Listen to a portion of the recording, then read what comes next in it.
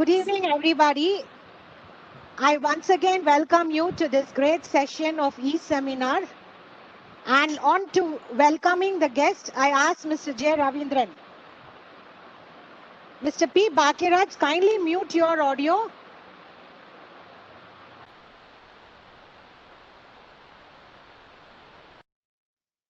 Mr. J. Ravindran. Yeah, good morning, everybody. I welcome you all. I think the speaker has also Yes, got she's logged in. She's logged in. Good morning, everybody. It's indeed a great privilege for me to welcome Ms. Aishwarya Bhati, Senior Advocate and Additional Solicitor General of India in Supreme Court, to address the topic on anti-defection law 10th schedule. She is the youngest Additional Solicitor General of India in Supreme Court, and she was the former Additional Advocate General of Uttar Pradesh in Supreme Court. She was also the Secretary of the Supreme Court, prestigious Supreme Court Bar Association for 2 occasions. And I hope, wish, and expect that she will adorn the bench of the High Court very soon. I welcome you today to address this August gathering. Definitely, please. The wishes will soon be true. Now I invite the speaker to address the topic.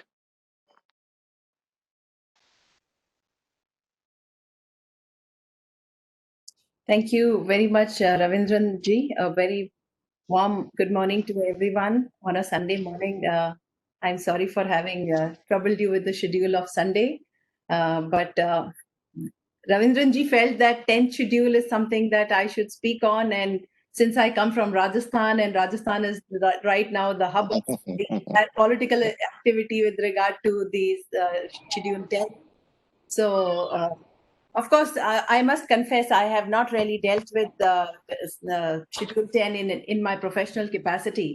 So I had to read it. I prepared myself, but it was an occasion and an opportunity for me to comprehensively understand, go through it, go through the nuts and bolts of it, the background, the functioning, Supreme Court judgments. So here is what I have learned in the past 3-4 days that I have been researching, me and my colleagues, of course, with a lot of help from my colleagues. So just to give you a little background first, 10th schedule has, in fact, it has 3 constitutional amendments to its credit. 10th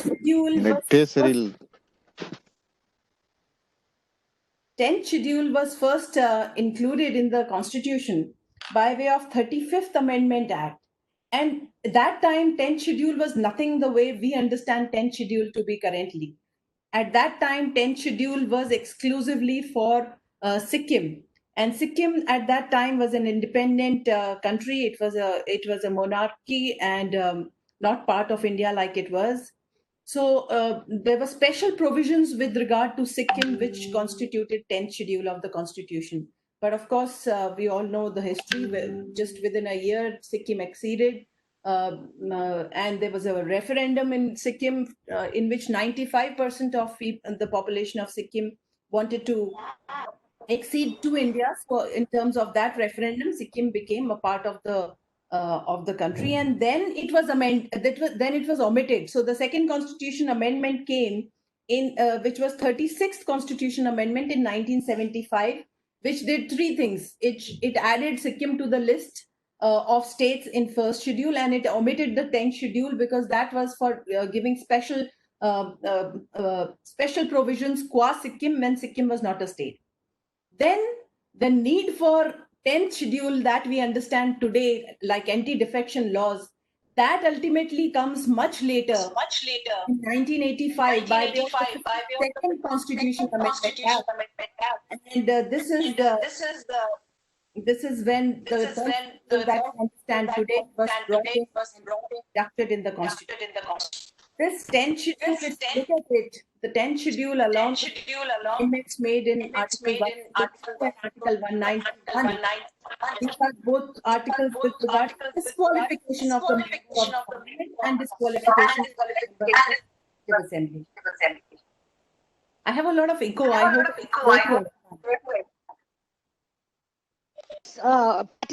Kindly mute your audio. I am muting your audios, but then you are unmuting it. Even my voice is echoing right away. Yeah, thank you so much. Ma'am, sorry for the disturbance. Please. No problem.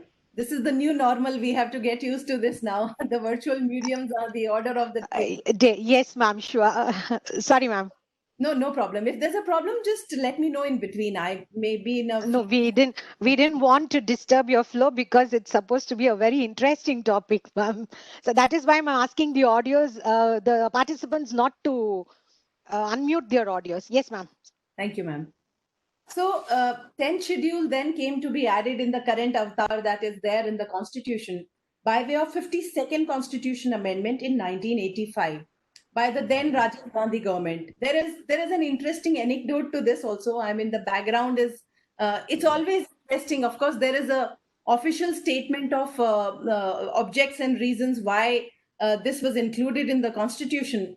But in addition to the official statement of objects and reasons of the 10th schedule, it is interesting to note that there was the whole concept of ayaram gayaram used to be understood in a manner that it was easy for everybody to change sides whenever they wanted to change sides, do whatever they wanted to do. In fact, it was a politician in Haryana whose name was Ayalan, and he actually changed 3 parties. Some say it was done within the course of a day, but in quick succession nonetheless. And from there this phrase of ayaram gayaram came, which means people come and go, without any hindrance or without any inhibition and without any regulation. So that is the turn that politics had taken by then. One thing that I have Palkiwala's book I read during the lockdown again.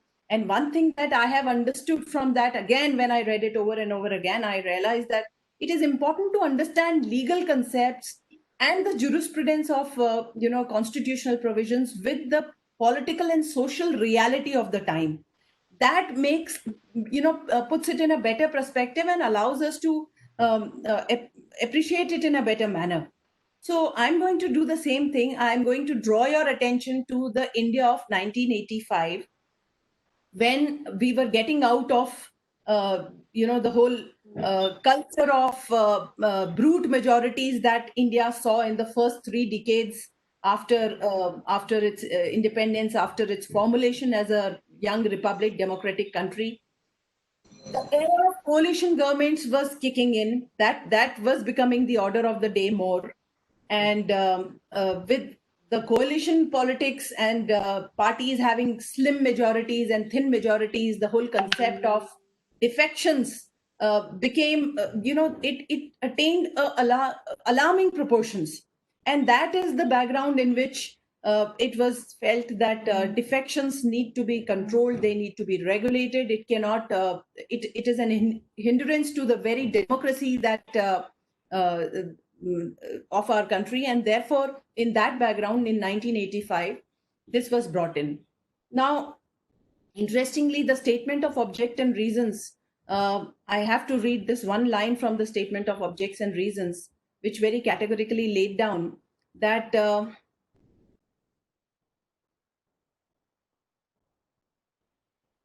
statement of objects and reasons was very categorical, that it was to ensure that it does not harm the democracy. So in order to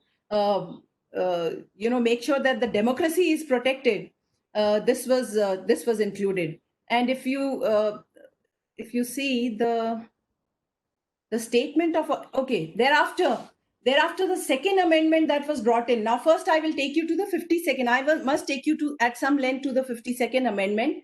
This brought in 10th schedule. Some of the important provisions of 10th schedule I must place before all of you. The paragraphs, 10th schedule has paragraphs. It has 8 paragraphs, and the first paragraph is with regard to definitions, etc. That is not, I need not draw your attention to that. Paragraph 2 is important. That talks about disqualification on the ground of defection. And that specifically lays down 2 grounds. two circumstances in which the disqualification can happen. The first is that when a person has voluntarily given up his membership to a political party. This is with respect to member of the house. This is not with respect to people who are members of political party but not members of either the parliament or the legislature. So specifically qua the members of the house, that he voluntarily gives up that membership, or secondly, if he votes or abstains from voting in such house contrary to any direction passed by the political party. Now, the way this provision in India stands apart is the language is, if he votes or abstains from voting in any house contrary to any direction. So this is significant. Contrary to any direction is significant because here it is very wide. It is all encompassing. It allows for any direction of a political party or somebody who's authorized by a political party. We see in practice that usually these directions are issued by the chief whips of the political parties in the parliament and also the legislative assemblies. So they are authorized by the party, and if any direction, so it's not just for a limited, maybe a no confidence motion or a money bill or something that is important. It is, if any direction is violated, then the provision of disqualification kicks in. Then it has a long list of explanations, which explanations basically say which will be the party, which will be the original party of that original political party of that person, and it lays down certain circumstances that if a person has been elected as with a political party, then that in ordinary circumstances is the original political party of that member. If he has after election he has contested the election as a independent, but immediately after that he has aligned with the political party, then that will be the original political party within 6 months of the election. So those explanations laid out that specify that what will be an original political party, but in a normal understanding, the party that a person belongs to, the party that a person has been elected to in the house from that political party. That party has given him the ticket. So that is the original political party concept. There was a paragraph 3 also, which was added in the amendment in 1952 in the original 10th schedule. And that paragraph 3 was subsequently amended and omitted by way of 91st constitutional amendment in 2003. But I must tell you that this paragraph 3 actually allowed a split in the political party, and it said that if 1/3 of the members are splitting the political party, then that will not amount to that will not render the person amenable to action for disqualification under the paragraph 2. So that split of 1/3 of the members of the political party was permissible in paragraph 3, but this was subsequently omitted and amended by way of 91st constitutional amendment. 91st constitutional amendment, now that I'm talking about it here, I must mention it did two significant things. First was deleting this split in the political parties and for it to be removed in that manner. And the second important thing that was done in by way of the 91st Constitution Amendment was that the provision was added to ensure that persons who defect and disqualified from the House, they are not given ministerial posts or any other profitable posts by the parties that they defect to for the remaining period that they would have been as member. If they would not have been disqualified, then they would have continued as member of the House. So this was also added. This was considered in as a reform to the anti-defection law, because the anti-defection law, there were loopholes, and those loopholes were being exploited by members, political parties, all galore. In fact, it's interesting that in following the law as well as in violating the law or finding loopholes in the law, the entire spectrum has been the entire spectrum of political parties has an uncanny resemblance, so to speak. But this was the impact of 91st Constitutional Amendment. Then paragraph 4 of the 10th schedule, this provided for mergers of political parties. So this was a much larger number. If 2/3 of the members of a political party decided to merge into another political party, then the provisions with regard to disqualification would not apply. But then this has been continued. Though the split of 1/3 has been omitted, but the merger of a political party, which is to the extent of 2/3 of its members, has been continued. Then there is paragraph 5 lays down the exemptions, and those exemptions are actually, technical resignation of a speaker or a deputy speaker or deputy chairman or chairman, or with respect to the houses that they are in. So in that condition, they are required to give a technical resignation. It's a resignation from their party because it is understood and it is believed, and there is an aura of impartiality around the post of the speaker. So they resign from their parties. But this exception, therefore, is carved out in paragraph 6 of 10th schedule, that this resignation also, because it falls in the category of voluntarily leaving the political party, but this resignation is an exception to the rule of defection. Then the most important provisions of this 10th schedule, which came up for whether it was a proper provision or not, the constitutional validity of these provisions, are the two provisions which are prescribed in paragraph 6 and paragraph 7 of this 10th schedule. Now, paragraph 6 lays down that decisions on the question as to disqualification on ground of defection. And it says that whenever any question arises as to whether a member of the House has become subject to disqualification, then that question will be referred for the decision of the chairman or the speaker. Rajya Sabha will have a chairman and Lok Sabha will have a speaker. So of the House, and his decision would be final. And also when the question is with regard to disqualification of the speaker or the chairman, then it will be referred to the decision of such member who will be elected by that House for that purpose, and his decision would be final. So apart from the issue of disqualification of the speaker or the chairman, the buck stops, so to speak, with the speaker of the House in the case of Lok Sabha and the legislative assemblies, or the chairman in the case of Rajya Sabha. Now, interestingly, this also very interestingly, subclause 2 of this paragraph 6 says that all proceedings which are taken under subparagraph 1 of which is that speaker will have the finality, or that his decision will be final, this will be deemed to be proceedings in the parliament within the meaning of Article 122, or as the case may be, within the meaning of Article 212. Therefore, it is important to see what Article 122 and 212 actually describe.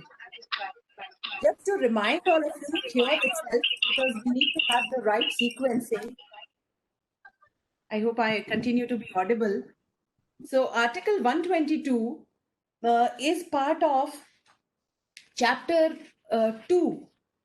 Chapter 2 of the Constitution, which is Parliament. Chapter 2 of Part 5 of the Constitution, which is with regard to Parliament. Now, this Article 122 specifically says that courts not to inquire into the proceedings of the Parliament. So there is a bar for the courts to inquire into the proceedings of the Parliament, and Article 212 is a paramateria provision with regard to legislative assemblies. So very interestingly, they laid out that I should also highlight that the bar for the court not to inquire into the Parliament or the legislative assembly is only with regard to a question on the ground of an alleged irregularity of procedure.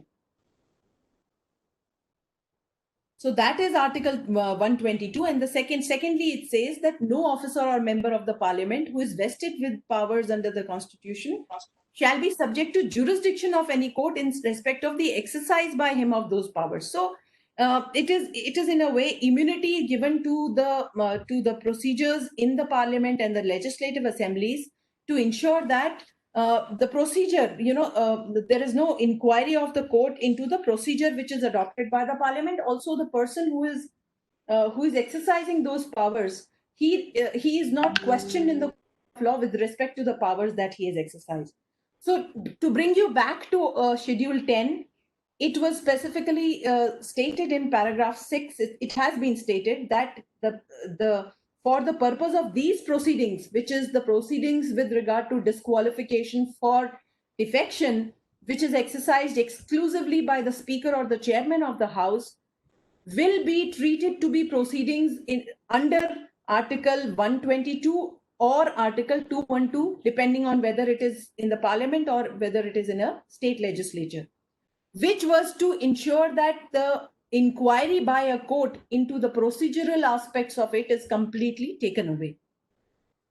This is one very important aspect because the constitutional validity of this paragraph has been examined at length in that famous judgment of Quixote, which I will be taking to you after this. But I must complete the 10th schedule before taking you there. So the next paragraph, which was very important, was paragraph 7, which says that bar of jurisdiction of courts. So not at paragraph 6, we saw that the procedural aspects cannot be inquired into by court. But paragraph 7 says that notwithstanding anything in this constitution, so they make it a non-obstante clause, that notwithstanding anything in this constitution, no court shall have the jurisdiction to, in respect of any matter connected with the disqualification of a member of a house under this schedule. So this specifically effectively barred all inquiry into the defection proceedings, disqualification proceedings, which are taken by the Speaker or the Chairman with respect to any member of the political parties. And so not just the procedural aspect, but the any kind of inquiry was completely barred by the 10th schedule. Of course, there is another paragraph, which is paragraph 8, which enables rules to be framed, and rules have been framed. There are rules which are framed by Parliament, rules which are framed by different legislative assemblies with regard to defection. Before I close the Constitution to take you to the judgments, I must also tell you that this 10th schedule also made amendments in two other articles, which is Article 102 and Article 191. So just to briefly give you, Article 102, again, with respect to the Parliament, and 191 is with respect to the Legislative Assembly. It's a paramateria provision. Basically, it relates to disqualification of the members. Article 102 is again in Chapter 2 of Part 5. It specifies that in what conditions a member will be amenable to disqualification, proceedings under disqualification. So it says that a member will be disqualified for being chosen and also for continuing as a member. So disqualification is on both aspects. One is firstly to be chosen, and suppose a situation happens that he attains this disqualification after being chosen. So his continuation as a member in the House also is covered under this provision. Essentially, these are, the old provisions were if he was holding an office of profit under the government, if he was of unsound mind or declared so by the competent court, if he was an undischarged insolvent, not a citizen of the country, or gave up citizenship, acquired another citizenship of a foreign country, or if he is so disqualified by any other law made by the Parliament. These were the 5 disqualifications which were existing in Article 102 and the paramateria provision, Article 191, also with respect to the member in the legislative assemblies.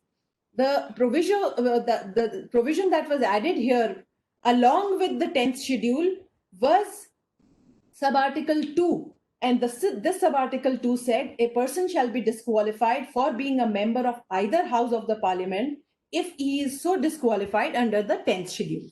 So that completes our 10th schedule understanding. That 10th schedule was brought in by way of the 52nd constitutional amendment. It made amendment in these 2 provisions of the Constitution also to bring it at par, that the disqualification proceedings. Paragraph 6 and 7 are the most important provisions which actually took away all judicial review in the proceedings, procedural as well as substantive review of by the judiciary in all proceedings with regard to this. And again, to recap, I will remind you that in paragraph 2, any order of the political party. So it had a very wide ambit when it was started. Now I must bring you to the very important judgment of Quixote Holohan. This judgment, we all know, has been the bedrock of 10th schedule provisions and how they are understood, how they are interpreted. The citation of this judgment is 1992, Supplement 2, Supreme Court Cases, page 651. This was a bench of 5 honorable judges of the Supreme Court. The judgment was pronounced by a majority. The majority judgment was by Chief Justice Venkatachalya, and concurring with him were Justice Jayachandra Reddy and Justice S.C. Agarwal. The dissent was penned, which is also a very interesting dissent. The dissent was penned by Justice J.S. Verma, and the dissenting judge in the dissent along with Justice Verma was Justice L.M. Sharma. Now, to take you to some of this judgment, we have to understand at some length to understand that how 10th schedule was actually understood and interpreted by the Supreme Court of our country. So the constitutional validity of 10th schedule was challenged in this judgment. The challenge was actually done in the Guwahati High Court by way of a transfer petition. The matter came up to Supreme Court, and since it was a issue of constitutional interpretation, the Supreme Court decided to go into this question of the constitutional validity of 10th schedule, and it did not decide on the facts. In fact, this judgment has no mention of the facts at all, apart from saying that it is the Guwahati High Court, and they have referred it back after laying down the law. They've referred it back. The main matter goes back to the Guwahati High Court for decision. So what was essentially challenged was paragraph 6 and paragraph 7 of the 10th schedule, and the argument was that this has made the 10th schedule unconstitutional. It has taken away the power of judicial review, which is a basic structure. So it is violative of the Aishwarya Bhati doctrine of basic structure also. It takes away, it completely takes away this provision. So just to give you a broad idea of that, the dissenting judges felt that all the judges agreed that para 7 took away judicial review, and there's a slight change. I will come to that, but they agreed that para 7 took away the power of judicial review, which could not be done in the manner that it was done. This was the majority view. The minority view, of course, felt that it could not be done at all. But the majority view felt that paragraph 7 could be severed from the rest of the 10th schedule, and therefore the entire 10th schedule need not go.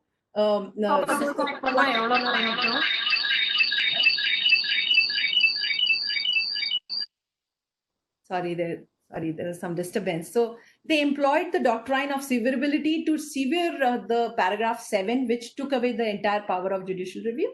And they said that the rest of the 10th schedule could be protected. And this is where the minority did not agree. So the first aspect of this judgment was, that paragraph 7 took away judicial review without actually making any amendment to Article 136, Article 226, Article 227, which prescribe and provide for judicial review. Now, we all know Article 136 is the special leave petitions, which is, of course, 95% of our work in Supreme Court. Article 226 is the writs of the High Court, the writ jurisdiction, and 227 is the jurisdiction of superintendents.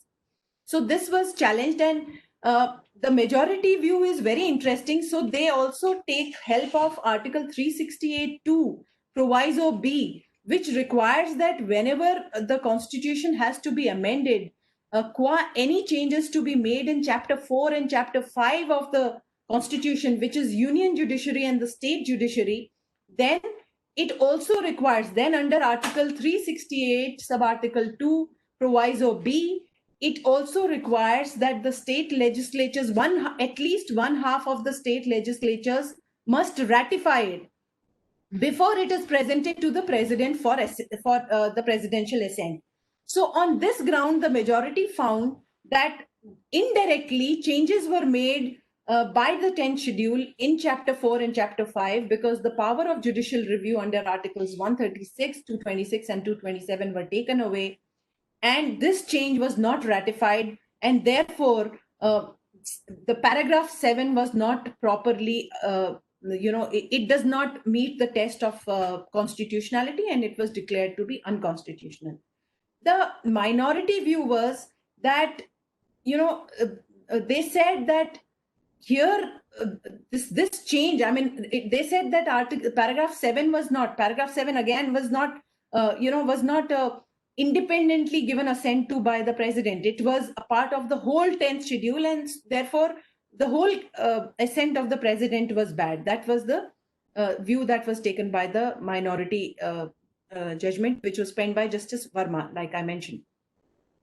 So therefore, on this point, they said that the entire bill must go, and the majority said that since paragraph 7 can be severed, therefore it is only paragraph 7 goes. So paragraph 7, if you will see the Constitution, the 10th Amendment, there is a now asterisk that is made there, and it says that this has been struck down by the by this judgment of the Supreme Court, of the Constitution Bench of the Supreme Court in Quixote Holohan's judgment. The second aspect that the Supreme Court judgment considered was that what would be the extent of inquiry that would be permissible on proceedings which are taken under the 10th schedule. Now, just to jog your memory again, if you remember the 6th paragraph 6 of the 10th schedule made it that the procedural aspects made it at par with the procedures that were employed with regard to the proceedings under Article 122 and 212. So these anyways are not amenable to judicial review, but only qua the procedural aspects. So the court went on to hold that qua the procedural aspects, the courts will not have the power of scrutiny, and that provision is fine, and they did not interfere with paragraph 6. But they went on to say that there was very interesting discussion on the power of the speaker, the judicial propriety and the impartiality of a speaker, the fact that these are essentially adjudication process that goes on at the time of disqualification for the defection. And if you see Article 122, I omitted to mention it when I was taking you through Article 122. Article 122 has a very interesting provision which requires that not Article 122. This is the provision with regard to disqualification, Article 102. So Article 102 has a very interesting provision where it prescribes that the right will be exercised by the president, and the right will be exercised by the president and on the opinion of the election commission. Sorry, this provision is in Article 103, not Article 102. So Article 103 prescribes that the president will take the decision qua the disqualification on the first 5 aspects of Article 102, which were with regard to holding office of profit, unsound mind, citizenship, etc. Those 5 provisions which originally existed for disqualification in the Constitution, on those the power is with the president to take a decision, and the decision of the president will be based on the opinion of the election commission, and he shall act according to that opinion. So this is significant for the reason that this is only qua Article 102 sub-article 1 disqualification. The sub-article 2 disqualification, which is on the 10th schedule, which is taken by the decision of the speaker or the chairman of the house, and their decision is held to be final, there is no requirement of acting on the opinion of any other body which is prescribed, which is ingrained in the Constitution for disqualification on other grounds, where the president is bound by the opinion of the election commission, and it is election commission is a constitutional authority. So there is a lot of discussion on this point, that there is no inherent safeguard that is provided for for a disqualification proceeding, and whatever the speaker says or the chairman says remains final. So that safeguard not being there becomes makes these proceedings to be like a one-man show, and obviously it will be prejudiced by his individual prejudices, and then the whole discussion about impartiality of the office of the speaker is there in this judgment.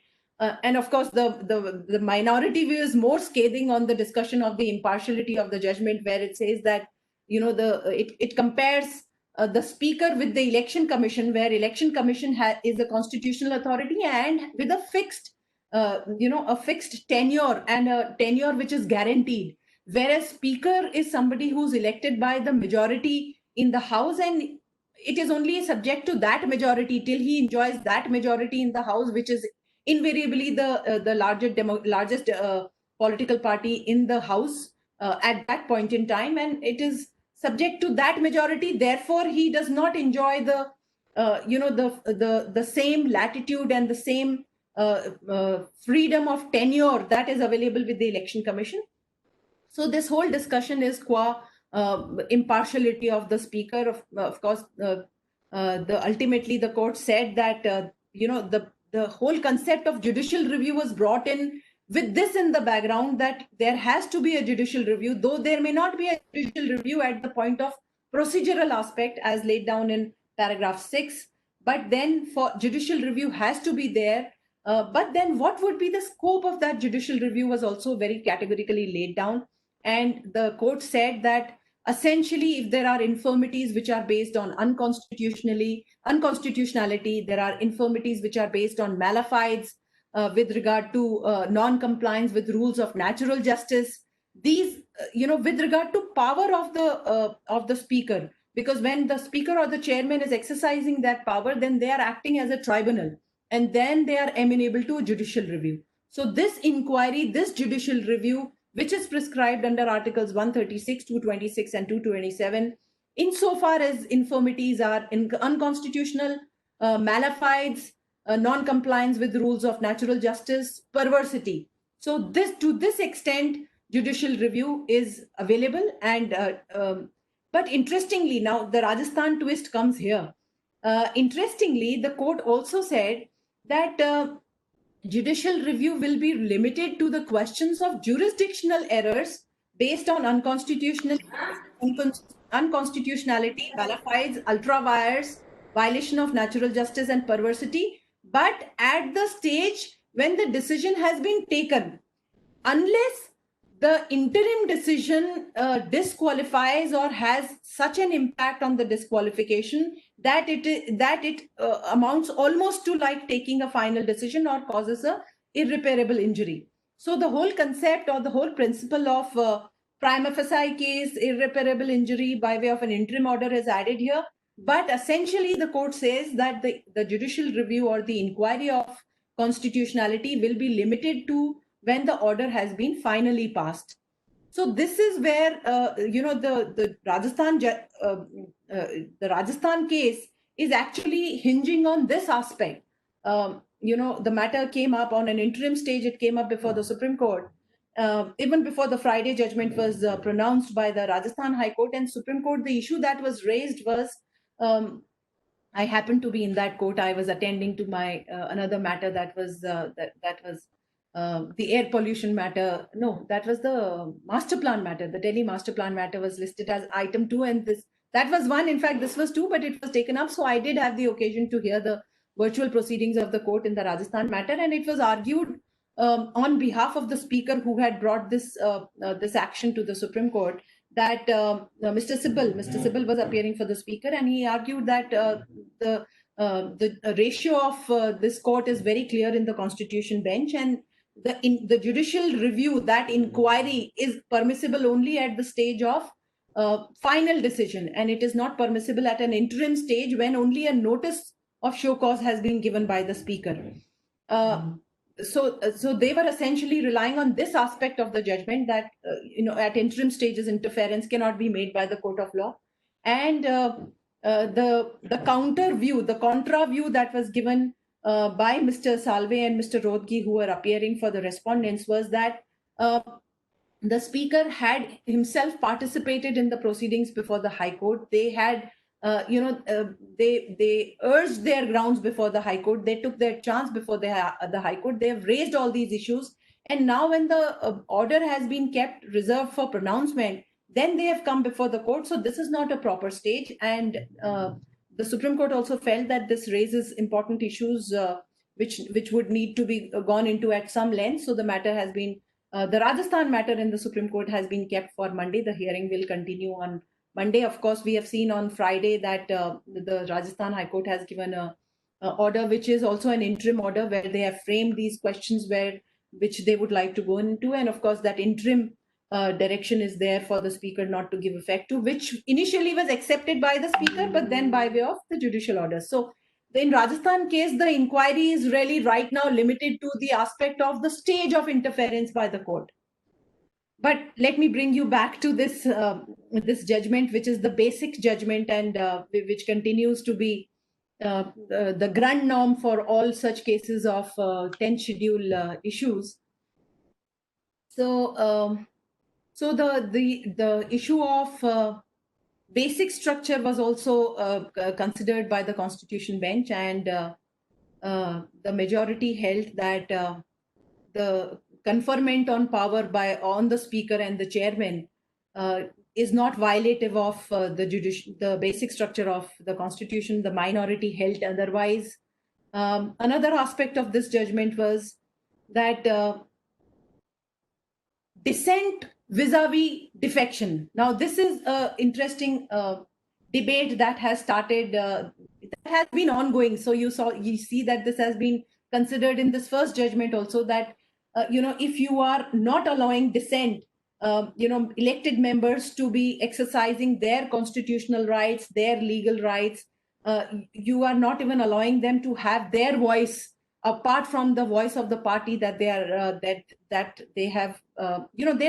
They don't represent the party in the House. They represent the electorate that has elected them. That that constituency, they represent that constituency. Of course, it's a political party that has given them the ticket to contest, but then the answerability, the accountability is to the electorate, to the of the constituency. So the right of dissent vis-a-vis the right of defection was also considered, and whether the members in the houses have the free speech which is available to all other citizens, and what is, can they have freedom of speech and vote and conscience not subverted by these defection laws. This was also considered, and here the arguments were also on this aspect, that you are allowing a split of 1/3 of the members to go. So if 1/3 of the members go, it is fine. But if 1 or 2 individual members go, that is not fine. So how can it be that you are creating 2 classes? So this, this whole argument was raised before the Supreme Court also. But the minority view, of course, was that, they expressed no opinion on this. But the majority view felt that the democracy needed to be strengthened, and so they said that the fabric of Indian democracy needs to be, these salutary principles need to be brought in, and unethical political defections have to be curbed and have to be checked. So they felt that democracy itself is a basic structure of the Constitution, and therefore, when the freedom of speech and conscience has to give way to some extent for the democracy to survive on ethical principles, then it must give way. So this was the finding of the Constitution bench. Of course, there were some other subsidiary issues also that were considered with regard to when judicial review should be held, and the constitutional amendment, the provisions of severability of interpretation, etc. All these were considered. So this is essentially, I am running short of time also. I'm sorry, I completely lost all track of that. But I must bring you now to some interesting aspects of the defection law in countries across the world. It is interesting to note that our parliamentary form of democracy, our polity, takes a lot of inspiration, if I can use that word, from the British system. The UK system is almost like the predecessor of the Indian system, and we have taken a lot in our parliamentary form of democracy and its functioning of the parliament is something that we have taken in huge measures from UK. But it is interesting to note that the British Parliament does not have a provision of defection. So in England, if you remember, not the last Brexit vote that happened in the UK Parliament, but the Brexit vote that happened in September 2019 under Prime Minister Boris Johnson, the current Prime Minister. But that Brexit vote of September 2019, it was interesting to note that 21 British MPs had actually voted against the government on such an important issue, whether Britain should stay with the European Union or whether Britain should exit the European Union. So this Brexit vote was defeated because of 21 of the members of Boris Johnson's party voting against this. And it is interesting, it is interesting to note that in British Parliament, they say that you put your country over your party. And it is when something is endangering the integrity of the United Kingdom, something is undermining the country's economy, democracy, and its role in the world, then the national interest overtakes everything, and the legislators of the British Parliament are entitled to vote as per their conscience, as per their as per the freedom that they enjoy, and there is no defection proceedings that are taken against them. There's a very interesting saying, in fact, it's very widely popular in the English context, that the British Parliament can do anything but make a woman a man and a man a woman. So if you all remember, as students of law, we have seen that England does not have a written constitution, and it has this system of the parliament being the supreme. But that supremacy of parliament also is in a manner in exercised in such a way that there is no scope of defection.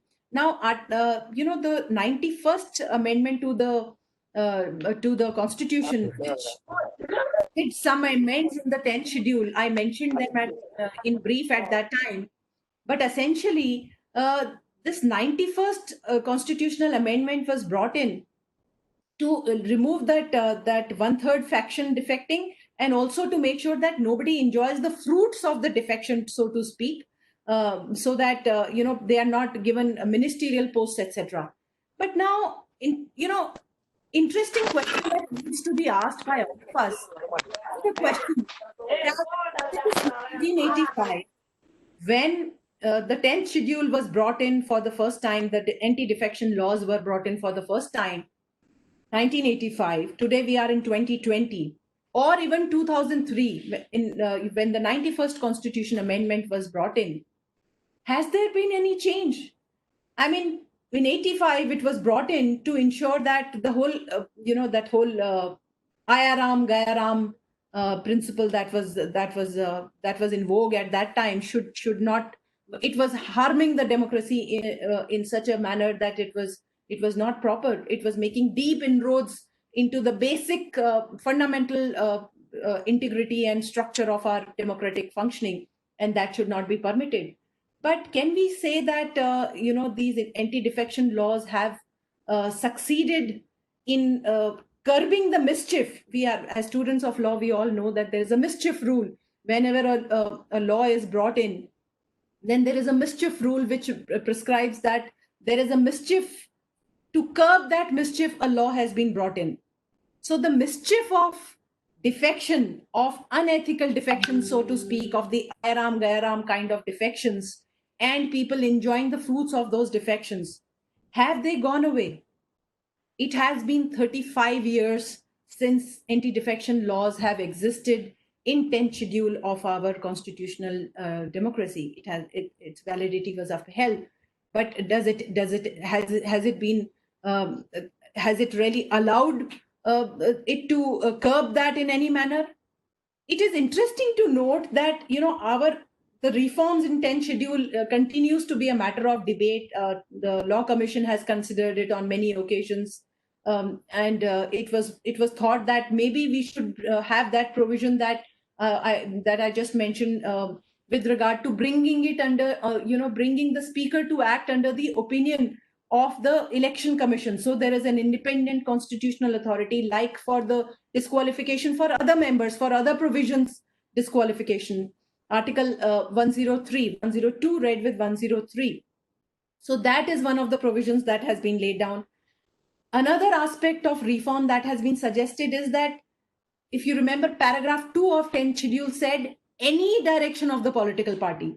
So rather than making it so sweeping in its ambit to say that any direction, maybe it should be confined to to most important issues, whether when the government is facing a no confidence motion or a floor test or a money bill. And those alone should be the provisions where defection should be banned. So these are some of the recommendations that have come, and these recommendations continue to be debated. There is another line of reforms that are suggested, that anti-defection law is not the answer. After all, this is a democracy. It is answerability to the electorate, to the people. So it cannot be in a manner that you stifle the rights of the elected members so that they can't vote as per their conscience, like the UK model. So these are some of the debates that continue to rage. But I must also mention one thing which I found really amusing, that the provisions now, out of all the Commonwealth countries, there's only about 20 countries of the Commonwealth which have anti-defection laws. And the anti-defection laws of our twin brother, the country that got independence along with us, the Pakistan, has very interesting anti-defection laws. So it has all these reforms which I just mentioned, that it should be subject to the opinion of the election commission. It should only be in extraordinary situation where it is no confidence motion, money bill, etc., and not any order like the wide sweeping ambit that is there in India. So all these provisions are there in the parliament, in the Pakistani constitution, and that is the defection laws of Pakistan. But that is another matter, that Pakistan, the very democracy and the very working and the functioning of democracy, is a question mark, because Pakistan has the dubious distinction of being a country where no elected head of the state in the last 73 years has ever been removed by election. Every elected head of the state who was elected in the office in Pakistan, in our twin brother country, was either removed by a coup, was either assassinated, removed by other extra constitutional measures or methods.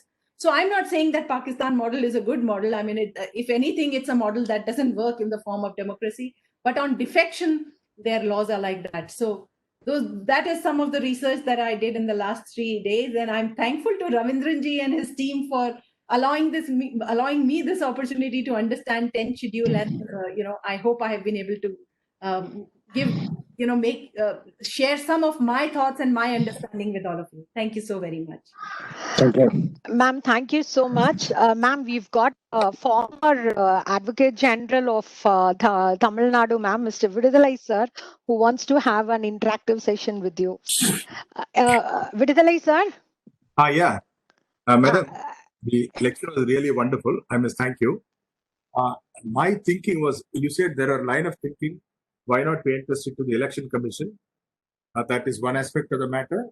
And should all the directions be subjected to defection, or only such as two directions which go to the very existence of the government? The larger question is, what happens? Of course, see, A party joins a B party and forms the government.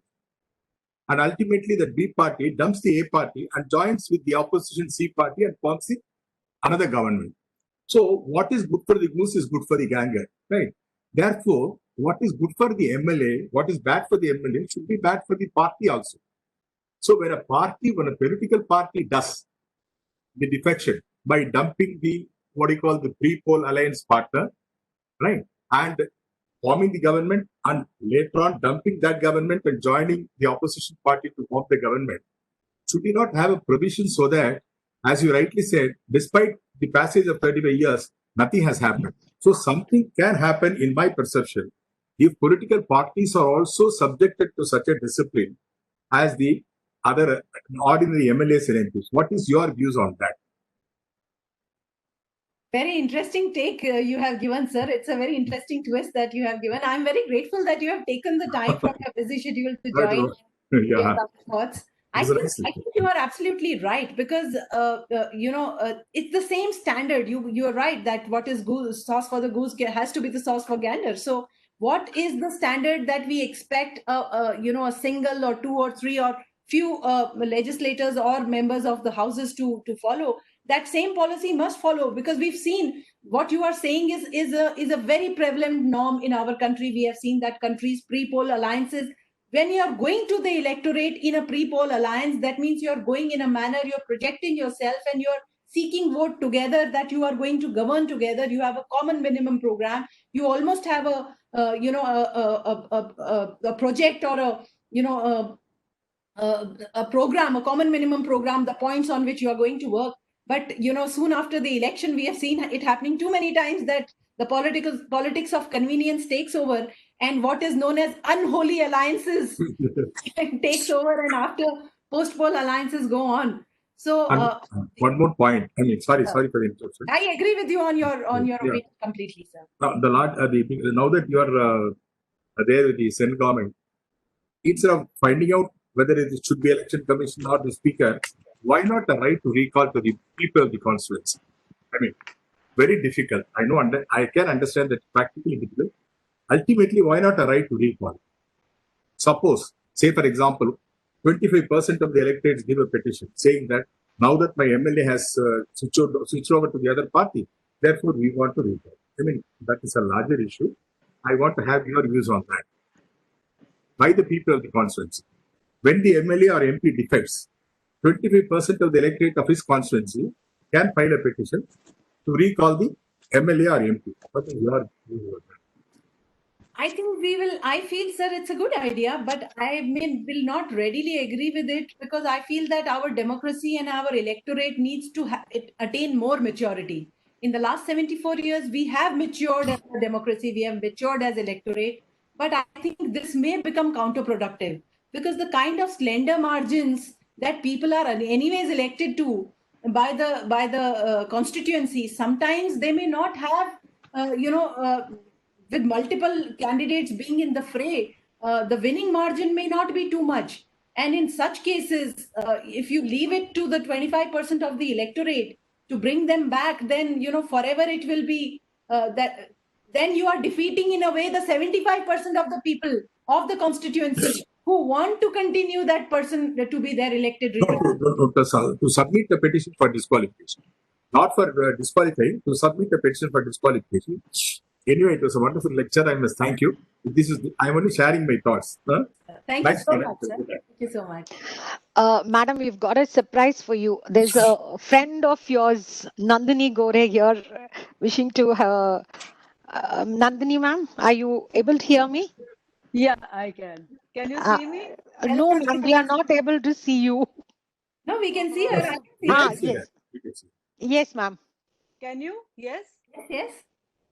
Okay, so Aishwarya, very, very inspiring lecture. And I'm really impressed. You have really worked hard and prepared yourself. But Aishwarya, you're right in saying that, 35 years has passed and the basic judgment remains like that. So what the previous dignitary was asking you questions, I have a different view and I just want your views on this, that don't you think there should be a check and balance on the speaker also? Because there is a famous saying that you cannot be a judge of your own cause. So the speaker belongs to the majority political party, and problems are coming because of that also. So there should be something, there should be some stringent norms where there is a proper equilibrium should be maintained. And somewhere I feel that the speaker has been given a lot of liberties. And no, I'm not talking for any government, but definitely the Supreme Court should take because this is happening rampantly. Every 6 months, something happens like this. Not 6 months here, so it is 3 months. So we have to do something. The legislature had to do something, and the judiciary also has to. If they have got this opportunity of this particular case, it should be gone in detail, and once for all, this should be decided. What do you say? Ma'am, in fact, what you are highlighting is absolutely right. And this was the concern of the Supreme Court. Even in this judgment of 1992, Quixote Holohan also, they have considered this at length, that Speaker belongs to the majority party. He enjoys, in fact, his own seat, his own tenure, his own post is at the mercy of enjoying the majority of the party and majority in the House. And majority in the House is obviously of the largest legislative party. If people are defecting and if these issues are happening, then defections invariably happen from parties which are majority parties. So this exact principle of a person cannot be a judge in his own cause was considered in this judgment. But the issue that was raised in this judgment was that this is wrong, this is unconstitutional because it does not prescribe for that. But Supreme Court there opened a window of judicial review, which is the widest window that they opened. But unfortunately, ma'am, we have seen that in law, I think we have good laws. I think the problem in practical aspect I feel is, ma'am, that time is of essence in these matters. Because what happens is that if you are able to take a legal battle and the legal battle takes time, then whatever has to happen behind the I mean, we can't be ostriches. We can't dig our heads in the sand and say, pretend that it's all all ethical practices that happen. Everything that has to happen does happen behind the closed doors, etc. So time is of essence here. The initial process itself, that is why I mentioned Article 103, that Election Commission is an independent body. They are a constitutional authority with a fixed tenure. So somebody like Election Commission, if they are thought fit enough by our founding fathers for all the other 5 disqualifications, that their opinion is primacy, then why not the disqualification under 10th schedule also? I think there is a time, we are at a cusp of a change. Ma'am, we need to understand that this system has not worked for 35 years. We either need to do something more to plug the loopholes, or we leave it open, just like, go the UK way and leave them open to work on their conscience and their freedom of speech and let them be answerable only to the electorate. I don't know which way we'll go, but we need to consider this. I agree with you, because I feel in the tubes there are a lot of loopholes are there and leakages is there, and it has to be the gap has to be fulfilled, and this is the right time now that they should do it. Thank you. Thank you so much for joining, ma'am. Ma'am, on the same question, I would just like to pose one more question. In Quixote Holohan's case, ma'am, they have approved the power of the speaker. And thereafter, the decision of the speaker is subject to a judicial review. But then, ma'am, in the recent Rajasthan development, even before the speaker could take a decision, even before he could decide whether there is a defection or not, don't you think the courts have stepped in and even stopped the speaker from taking a decision? Even before he could take a decision. Well, that is what is the petition that is filed in Supreme Court. It's better we don't discuss it at length, because these are matters. But like I explained, this very question has been challenged before the Supreme Court, that at an interim stage, because in Quixote Holohan, Supreme Court very categorically said that the judicial review comes only after the order has been passed by the speaker. They did keep a small window open, unless that that by way of an interim measure a disqualification is done, and obviously irreparable injury, etc. But otherwise, the window is only of judicial review opens only after final decision. But the counter that was made, that's why I mentioned the arguments that were made, which I happened to witness. Yes. Mr. Salve and Mr. Rodgi said that, if they would have come to Supreme Court on the very first instance that High Court is wrong in taking cognizance at this stage, then they could be arguing this. But once they have subjected themselves to the jurisdiction of the High Court, then now that the judgment is reserved, this is a wrong stage for them to come. Arguments continue on Monday. Let's see what happens ultimately. Okay, ma'am, on the same subject, ma'am, but in 2022 SEC in the Srimad Balasaheb case, ma'am, if you would remember, the Supreme Court said that knocking the doors directly to the Supreme Court, bypassing all the others is wrong. So in the Rajasthan case, they had rightly gone and then come. Now, there's again a U-turn saying that you should have come directly here. There is a slight difference. As I understand it, I may be wrong, but the slight difference here is that they have not argued before the High Court that the High Court does not have jurisdiction to go on. In fact, the speaker himself, the first order was not by the by the High Court to suspend that notice. The first decision was taken by the Speaker himself that because the matter is being considered, we will suspend our notice. So with that background, see, facts change everything. That's what we have seen. But let's see, the debate is on. Okay. Ma'am, and one more thing, I'm sorry to trouble you again. What now we are on the law on anti-defection and everyone is in for it. But on the other hand, don't you think this anti-defection law is some sort of a mockery of a parliamentary democracy by marginalizing the debates, ma'am? Because it helps the party to hold on to its flock, but then they cannot have a dissenting view, a healthy debate if they don't agree it. What is your view on it? Because it leads to an anti-defection. If suppose a party takes on some decision and certain people of it, they want to have a healthy debate, and if they want to go against the whip of the party, don't you think that it is some sort of literally a mockery of parliamentary democracy, ma'am? In a way, you're right. That is the very reason why most developed countries and the democracies that the world looks up to, that they are mature democracies, they do not have the provisions of anti-defection laws. So maybe we need to understand that there was a time that Indian democracy is also matured. First 2 decades was an era of brute majority. Constitutional amendments used to come like that because 2/3 majority was the order of the day. Then we saw that the changes started to happen, and in between there was 1 decade which was a decade of coalition governments alone. Yes. And thereafter we saw that multi-party system came into being, and multi-party system, then two-party system. A good effective democracy can survive best if there is a good effective two-party system, two strong parties, and maybe a third as an alternate. But this once once our democracy matures to that level, will we still need to have anti-defection laws? I feel the way of the future, the way of a truly mature democracy and the truly mature electorate is not to have anti-defection at all. For allowing them to be answerable to the electorate that they have. It should not be there at all. It should be like they should have the liberty to oppose, like UK. So that's my view. But let's see, when we mature as a democracy for that to happen in our country. This is what I exactly wanted from you, ma'am, because every person should be answerable only to the electorate and not to their show due allegiance to their party, even though they do not agree to it. Participants, ma'am, there's one more, one in the chat box, ma'am. There's from Ravi Chandar. Ravi Chandar, sir. Sir, you can ask your question. Ravi Chandar? Good morning, madam. Yes, Madam, you're audible. Yes, ma'am.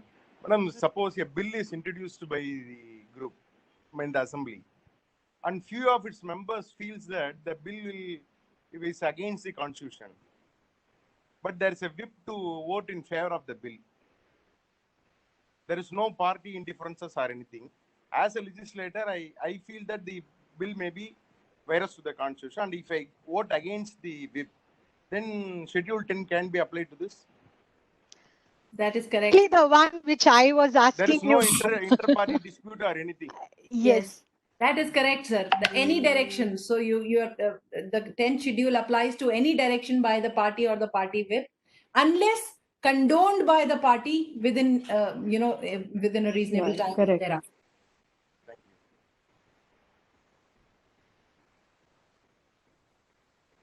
Ramasubramaniam on the chat box. I think it will be better if he himself. Mr. Ramasubramanian, you're able to hear me? Good afternoon, ma'am.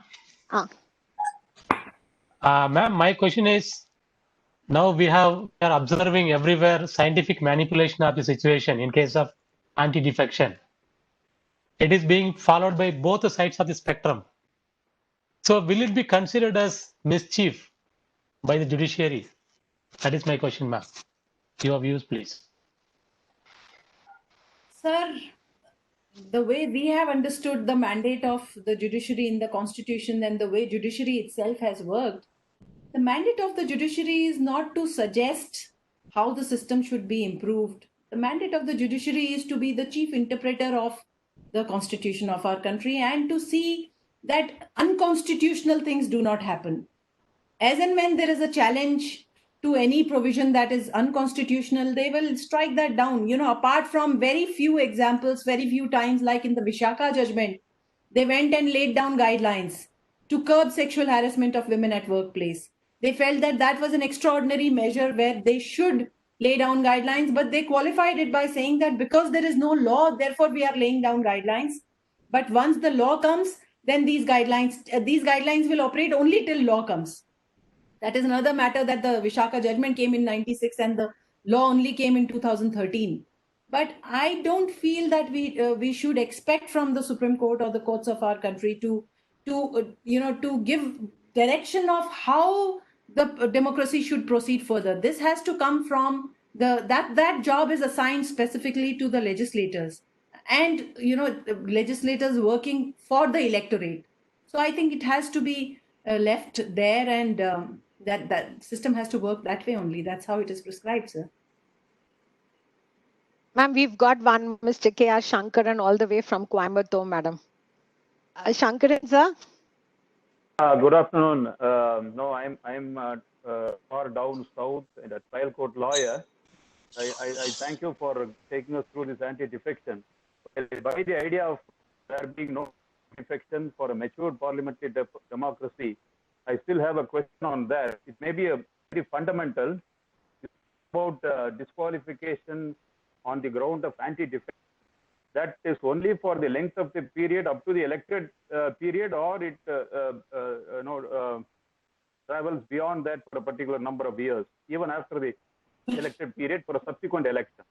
No, sir. It is only for the remaining period that the member would have contributed on the election. Okay. But he can always seek re-election. I mean, if after this, if he goes for re-election, if he gets re-elected from the party that he wants to be as an independent, then he is entitled to be there. Then the impact or the eclipse of disqualification goes. Okay. Thank you very much. Okay, that there's yet another interest. Okay. Yes, sir, you can carry on. Sorry. No, I was only, it is not like a conviction. When there is a conviction, then they are debarred for 10 years or so. But it is not like that, right? No, sir. We have to understand disqualification as an eclipse. So that eclipse goes as soon as that either the tenure goes or re-election is. Okay. Thank you. Ma'am, there's one interesting question from Dinesh Kumar. I do not know how you're going to take it. Mr. Dinesh Kumar. Yes, madam. Yes, you can. Am I audible loud and clear, ma'am? Yes. You're very audible. Firstly, I express my congratulations, madam, for your elevation as Additional Solicitor General for Supreme Court. Now, starting with the queries, madam. Madam, I have 3 queries. My first query is, as you say, talking about the recent trends, there is a lack of neutrality on the part of the speaker. So even the Supreme Court judges, my lord, if I'm right, my memory is right, in Nariman, in Manipur Assembly case, and also Justice N.V. Ramana in the recent Karnataka case, they have expressed their opinions for them making recommendations for amendment of Constitution to give it to an independent forum rather than giving it to an insider, a speaker, to decide on the disqualification. Let it be given to an independent forum to decide on the disqualifications. I just want to, what is your take on that? That is my first query. And the second query is that, madam, is with respect to as far as you are talking about the Rajasthan case. In the Rajasthan case, yes, a show cause notice is issued, asking them to reply within 7 days. So in proceedings of this nature, which has a very serious implications on the democracy, whether the 7 days, whether can it be treated as a mandatory one or a directory one? If it is treated to be a mandatory one, what happens? Because whether it can be termed as an effective hearing in terms of principles of natural justice. If it is treated to be a directory one, then we have the risk of speaker putting that disqualification petitions into a cold storage, making it ultimately infructuous. So how to remedy that situation? That is my second query. And my last query is with respect to the speaker. So as far as the para 5, as you are talking about para 5 of the 10th schedule, the speaker has an option of giving up his membership on assuming office? Should it be made as a mandate rather than an option in order to ensure neutrality in deciding the disqualification? Because the catch-22 situation crops up when he takes up a disqualification petition moved by the leader of his legislature party against his own, against a member to which he belongs to. Actually, to the political party to which the speaker also belongs to. So, if that is the case, then it should be made as a mandate for him to disassociate or to give up his membership before assuming the office. So, these are the queries. In continuation with Mr. Dinesh Kumar's thing, should it be given to an outside forum? I would also like you to give your views on the expert committees, ma'am, which had recommended that the defection cases be decided either by the governor or the president, along with on the conclusion of the election commission. So, ma'am, you can answer that along with the independent forum, ma'am. Well, independent forum, Dineshji is right in highlighting that in recent judgments it has been, and it's not a recent thing. The impartiality of speaker is something that has been a question of debate from the beginning of these provisions and otherwise also. So some mechanism has to be brought in. Either it could be an independent forum, or it could be the provisions which are there for rest of the disqualifications. It could be speaker, but then it has to be on the advice of the election commission, which is the case where the president acts for disqualification under Article 103. So that is either which ways. I mean, we have to see how the system would finally work. I mean, the tribunal also could be there, but who would constitute that tribunal is the question. Ultimately, the people manning the system who are going to determine how good that system is, and the buck actually stops with the person who's manning the chair. Rajasthan case I'm not going to comment on, with your permission. It's still we've discussed it at some length, but I leave it there. Let it be considered by the court. We will then examine it as students of law. We will examine after the judgment is pronounced. On the third aspect of resignation, resignation, I feel that if a person has the integrity to uphold the values of his chair, of his office, then a formal resignation from the party does not really make a difference. He may resign from the party technically, but he may continue to follow the entire whip of the party. Or he may, continue in the party, but have the integrity. We have seen some incredible speakers also in our parliament and our legislative assemblies. So their functioning have, they have gone down in the history of our beautiful country as really impartial speakers. So it really depends on the person, is what I would say. Ultimately, the buck stops with the person who's on the chair. That's my respectful submission. Okay, thank you, madam. Ma'am, there's one Veera. He hasn't posted the question in the chat box. Probably he wants to interact with you directly. Mr. Veera? Yes, madam. Yes, madam. Yeah, you can go ahead. Yes, madam. Madam, good afternoon, madam. I'm happy to see you again. I've seen you in Supreme Court. Congratulations, you have done a wonderful job. I'm very sorry. I didn't know it was Mr. Veera Kadiravan. Ma'am, he's a senior counsel. I'm really very sorry because he had typed it as Veera. I'm sorry, sir. It's okay, madam. I have a small question. It is a part of the question raised by Mrs. Madam Snega. Thing is the Supreme Court is continuously consistent in this issue of defection laws. Because in Tamil Nadu case, what the Supreme Court said is, it is a decision of the speaker which has to be decided. And very recently, after keeping it for more than a year, Supreme Court recently said that only the speaker has to decide, and we can't step into the question of power of judicial review before decision is taken. That is the view taken, and the SLP is dismissed very recently. Contrary to that, now the Supreme Court is entertaining even the interlocutory stage. How you look at it? Is the Supreme Court consistently following the larger bench judgment in 5-year judgment, 5-member judgment long back? Supreme Court is, I feel that Supreme Court is confusing the issue depending on the states. How do you look at this?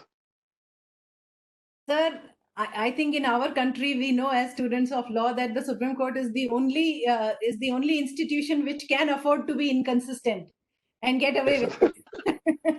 But having said that, I feel that it is probably a little premature for us to judge whether the Supreme Court is becoming inconsistent with its previous orders. Judicial discipline is something that the bench strengths is something that is followed very punctually by the Supreme Court judges also. And on interim arguments and just adjournment for further hearing of the matter by the court, we should not come to conclusions that the Supreme Court is being inconsistent. They just want to hear the matter at some more length and let them become. Even yes. Then we will. Entertaining it. The question is, when recently the Supreme Court said it is a decision of the Speaker, we can't interfere, we can't exercise the power of judicial review. In a mandamus case, where when the state of Tamil Nadu we filed a case saying that there must be a mandamus that because it is an anti-defection. Supreme Court said, no, you go to the Speaker and the Speaker will have to take a decision. In Rajasthan, only notice is issued and the power of judicial review is at least attempted to be interfered with, even by entertaining an applications. That is what I mean then. No, I agree with you, sir. It appears to be inconsistent, but all that I am requesting only let the you have to wait till Monday. Yes, let the inconsistency be complete before we can debate it as students of law. Thank you. Ma'am, we've got Mr. J. Ravindran with us to. He's got some questions to be answered, ma'am. Sure. This is not a question. I want to express my opinion. Okay. My personal feeling is that the anti-defection laws are interpreted or misinterpreted by the speakers of the respective states at their own whims and fancies, and instead of protecting the constitutional duties, they are encouraging horse trading is my feeling. Your opinion on that? You are absolutely right in pointing that out, Ravindran sir. But it is the political manipulation which is being attempted through provisions, and that is exactly the reason why Supreme Court has commented adversely on the impartiality of Speaker on more than one occasions. Even when they have sustained the decision of the Speaker, then also they have adversely commented on the impartiality of the Speaker. So that is a reality we can't shut our eyes to. That is why either a binding opinion of an election commission like Article 103 or an independent authority is suggested in some of the judgments by the Supreme Court is the order of the day. Till we have defection laws, anti-defection laws in our constitution, till we become mature enough to do away with it entirely, we have to have a more robust system of impartiality to the proceedings. But whatever law is framed, ultimately the power is given to the Speaker. So the law, whichever way he feels either to interpret or misinterpret, the decision is given to him. So more than interpreting it, the speakers misinterpret. Couldn't agree more with you, sir. Thank you so much. Ma'am, there's one.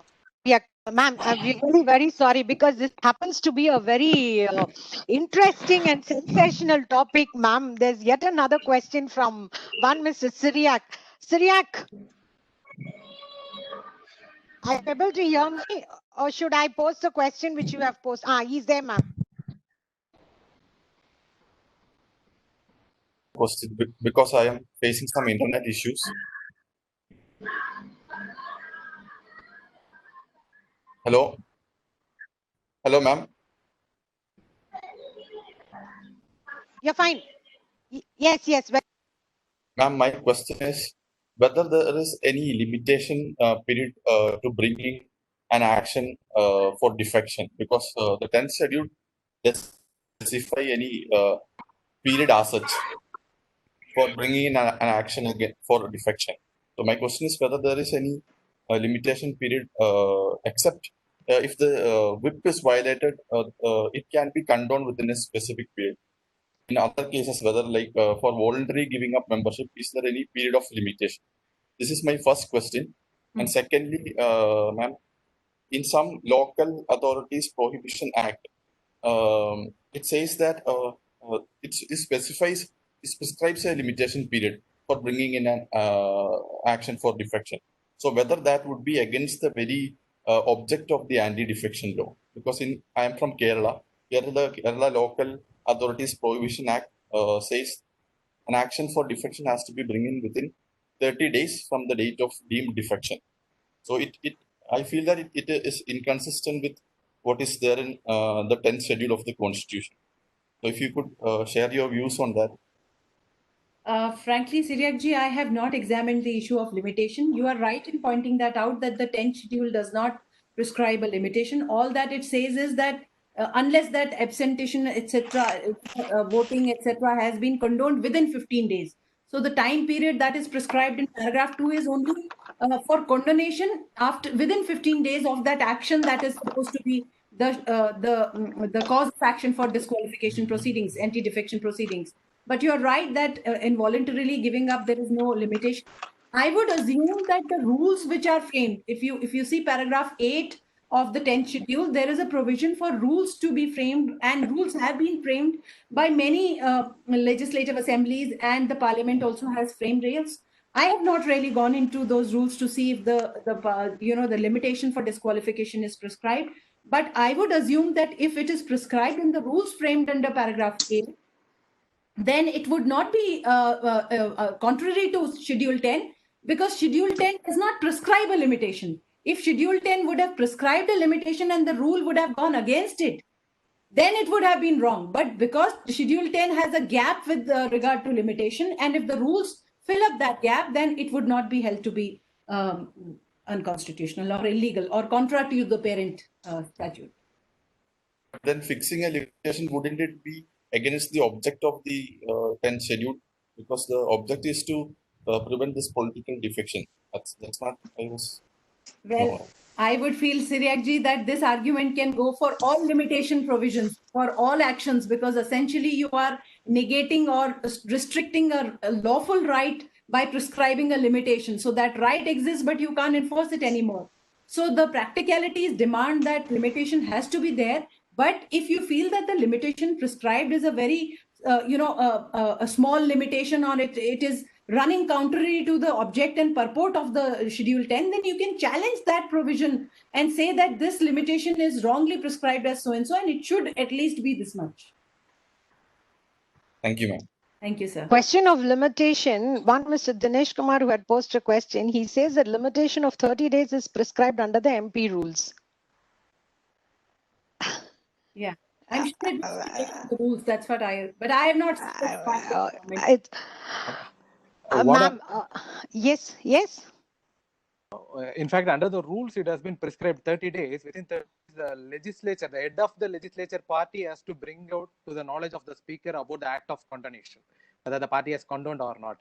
But the whole problem crops up when he breaches the political party. If he breaches the mandate of the political party, the head of the legislature party, if he happens to be a sole member, then who is going to bring it to the knowledge of the speaker is again a moot question. Ma'am, thank you so much, ma'am. It was really very clear and a very interesting talk. And in fact, I would say that this was a very lively, first ever lively interactive session, ma'am. Must be because of the speaker who comes from a state who is in the helm of this anti-defection, and the speaker being so very clear and very cooperative. Ma'am, I also take this opportunity to thank Mrs. Indra and her husband, Mr. Jagdishwaran, who had made it possible for you to be present with us at a very short notice. Ma'am, thank you once again for the scintillating talk, ma'am. Thanks a lot. I must thank all of you. Indraji, of course, is a colleague and he was trying to call me, but Ravindranji has been most appreciative, and, I changed dates also. And this topic also, I had not really dealt with it in my professional capacity also. So it was a learning experience for me also to do this entire research. And I'm so grateful that you are another student of law to share her thoughts and opinions with you. And you took it in such a positive manner. So it was an absolute privilege for me to be with all of you on this Sunday morning. So thank you. Thank you so much, ma'am.